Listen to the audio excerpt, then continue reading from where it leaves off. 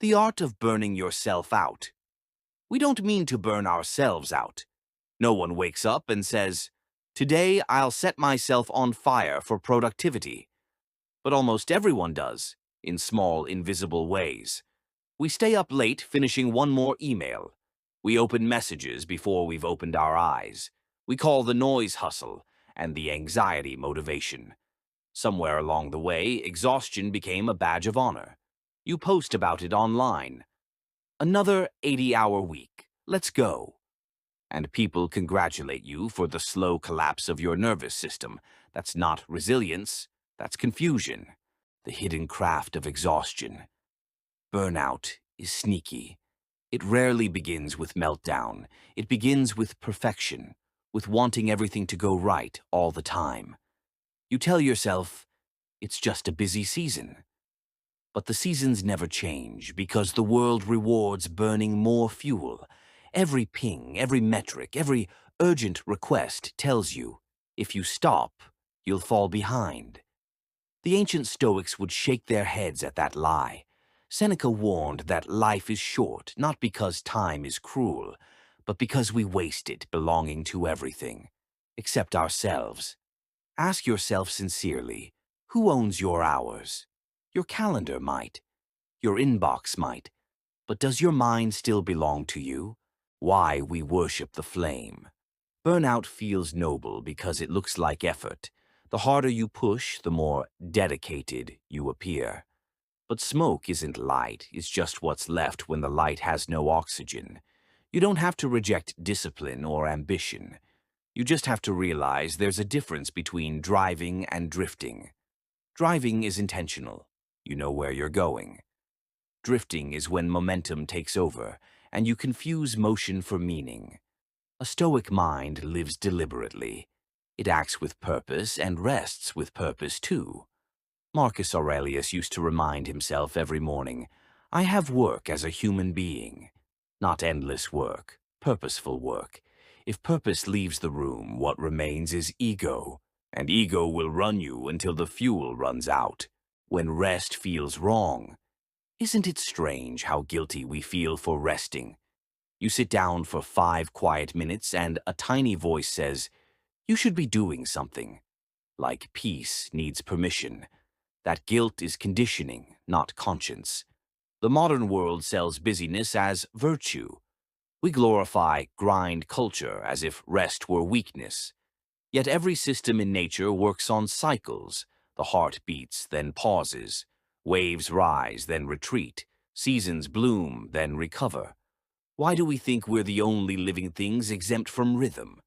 Even ancient warriors paused between battles. The Stoics didn't preach endless motion. They preached balance. Nothing in excess, wrote Seneca, and stillness within motion. So if you feel restless when you stop, take it as proof you need to stop longer. Lesson 1. Redefine productivity.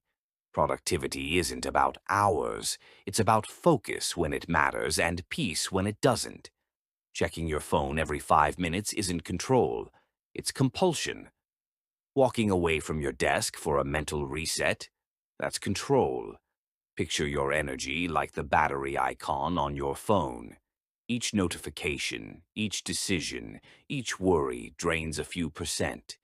If you never plug in, if you never rest, you'll wonder why life feels dim even when all the boxes are checked.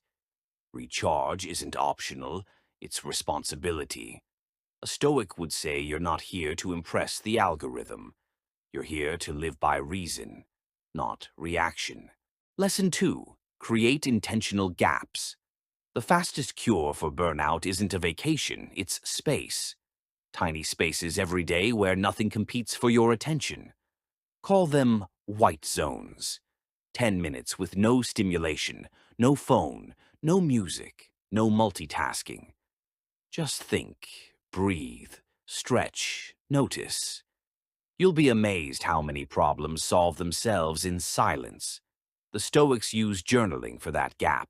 It wasn't a productivity hack. It was mental housekeeping. Writing clarified chaos and turned racing thoughts into manageable sentences. Try it tonight. Instead of scrolling, ask yourself, what drained me today? What refilled me? That's all. Two questions.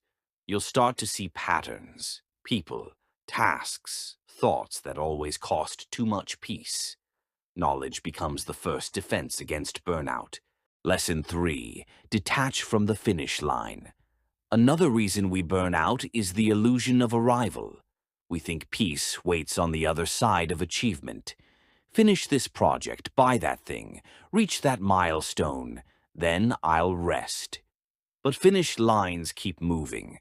The brain adapts and invents new races. Stoicism flips that script completely. Peace isn't the prize, it's the prerequisite. You don't work for calm, you work from calm. Marcus Aurelius, the most powerful man of his era, journaled every night not about conquest, but about keeping his composure. To stay kind, to stay humble, to stay attentive.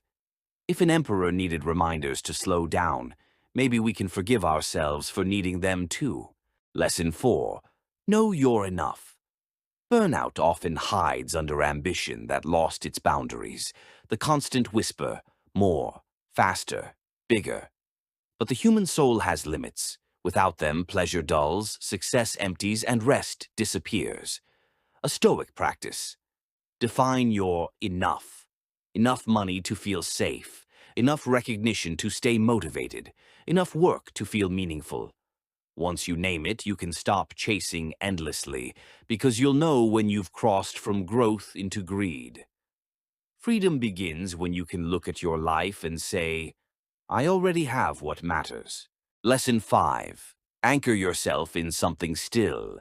When external things spin, markets, algorithms, headlines, you need something steady inside that doesn't sway with them. For the ancient Stoics, it was virtue and wisdom. For you, maybe it's faith, family, creativity, nature, service. Something that stays valuable even when the world changes the price tags. Without that anchor, burnout pulls faster because everything feels urgent and nothing feels meaningful. An anchor gives weight to your no. It reminds you, I could lose the task but not myself. Recognizing the edge. You'll know burnout's approaching when your mornings feel heavier than your nights. Hobbies become chores. Sleep stops fixing tiredness. That's the body begging the mind to slow down. Listen early, not after collapse. Epictetus said, we suffer not from events, but from our judgment about them. Burnout is partly physical, but mostly judgment, the belief that endless motion equals worth. Let that belief go and recovery begins instantly. How to extinguish the fire 1. Simplify one thing each week. Cancel a meeting, say no to a commitment, or automate a chore. Simplicity is subtraction, not laziness. 2. Protect 7 sacred hours. Not mystical, just sleep. Rest is when the mind repairs willpower. Deprive it, and discipline dies. 3. Replace pressure with rhythm. Work, move, rest, repeat. Even machines follow cycles. Humans must too. 4. Practice gratitude midday. Pause between tasks and note one thing going right. Gratitude cools the burn faster than escape. 5. End each day deliberately. Close the laptop. Physically walk away. Whisper to yourself, the day served its duty. Now I serve rest. Epilogue, the art of balance. Burning out isn't failure, it's feedback. It's the body's way of saying, you've been everything for everyone else but yourself. Learn from the flame, not through it. Fire can forge or consume. The difference is intention. So practice the art of staying balanced. Work with focus. Rest with respect. Live with limits. And measure success by peace of mind, not pace of life. You were not made to glow until empty. You were made to grow, to shine, and to last. The world doesn't need more burned-out lights. It needs steady ones. And steadiness begins the moment you stop treating calm as optional. So breathe, slow down, and remember, The brightest flame is steady, not frantic. If you found this helpful, please like and subscribe. Thank you.